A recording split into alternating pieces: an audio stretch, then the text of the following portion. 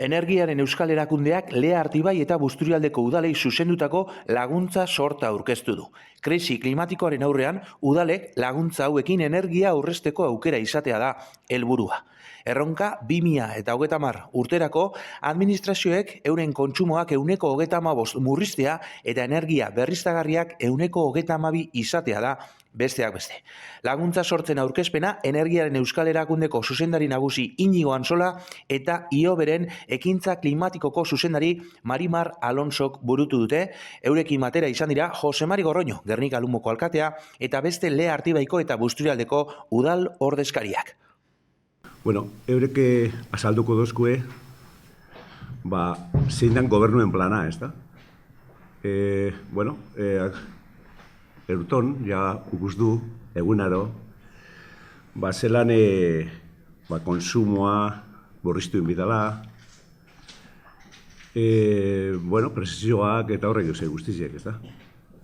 Da, niri izan duztie, esateko, ia Gerniken zein dan, nanaen hori esatzen, bai azaldu apurtxue bakarrik, Guk urtietan dugu, hemen erdigunien farolak LED teknologire aldatu, 300 farola baino gehiago. Da gero, kirol instalazioatan, Gernikedekoz 4 instalazio importantiek, ez da? Santanape, han 500.000 abonadu egoten dire, pandemia aurretik, gero bajatu dintzien, zera hasi da igoten, gero deku Maloste, gero deku Urbieta, hani 600 persona egoten dire egunaro kirola itzen, eta gero Jaialai. Jaialai, ukurtu zue, honetan, astelenetan, zean hori Winter Series beterik goten dana, eta, konsumak importanti dire. Eta Malosten, bebai, LED teknologikoa da ize osoa, eta hori eitzen gauz, kirol instalazio guztietan.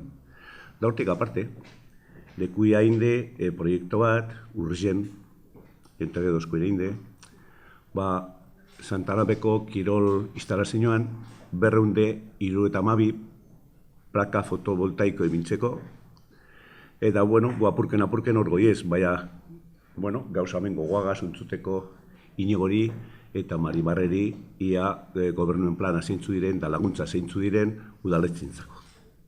Eskualderik eskualde gabiz erkidego guztixen eta zegaitxik, ikusi izen duguleko sekulako planak daukauzela, helburu garrantzitsuek daukauzela, lege bat daukeule 2019 jasangarritasun energetikoko lege bat, Euskal Erakunde Publiko guztixongan eragine daukena, helburu zehaz batzukin, 135ko eraginkortasune lortu bidugu gure eraikin publikoetan eta gure kontsumo energetikoari behitxute, eta gainetik agintzen dozku lege horrek 132ko barrizagarri sorkuntza eukibidogule, ez da. Hori itzelesko helburu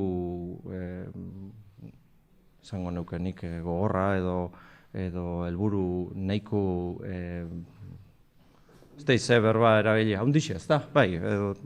Erronka handi badala, danontzako horrek helburuetara iriztie.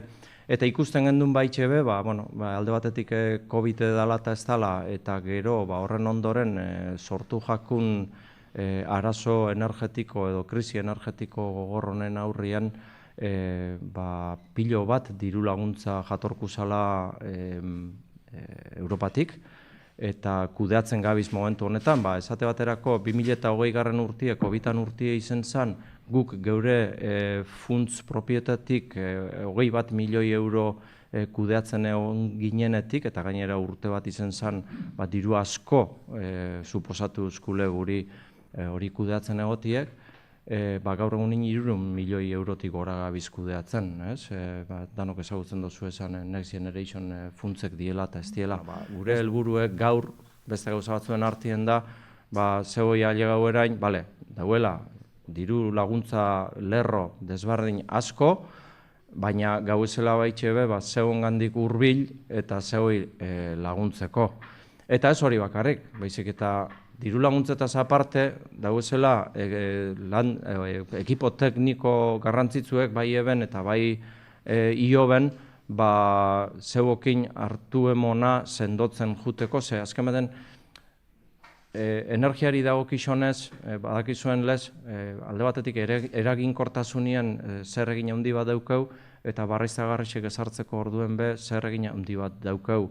Biar bada, proiektu handi asko ezin gauzain, baina proiektu txiki asko egin ezta, eta proiektu txiki asko itxeko gai bagara, proiektu handi bat egin danon hartin. Eta hor, erakunde publikuk zer esan eta zer egin handixe daukau, eta gainera, zer esanik ez, herrixek txikixenetik hasi eta handixenera artea gaute, zer egin handi bat daukau. El ritmo de calentamiento de las temperaturas ha subido más en esas 3 décadas que en el resto del planeta, es una realidad. Venimos del verano que hemos tenido y no parece que sea un pico, sino que es una tendencia la que vamos teniendo. Es fundamental trabajar de esta visión integrada de energía y clima. Entonces, me consta que en estas 2 comarcas ya hay muchos ayuntamientos, Guernica entre ellos, Ispaster y otros ayuntamientos que ya estáis desarrollando una planificación integrada de clima y energía, con lo cual incluso habéis hecho casi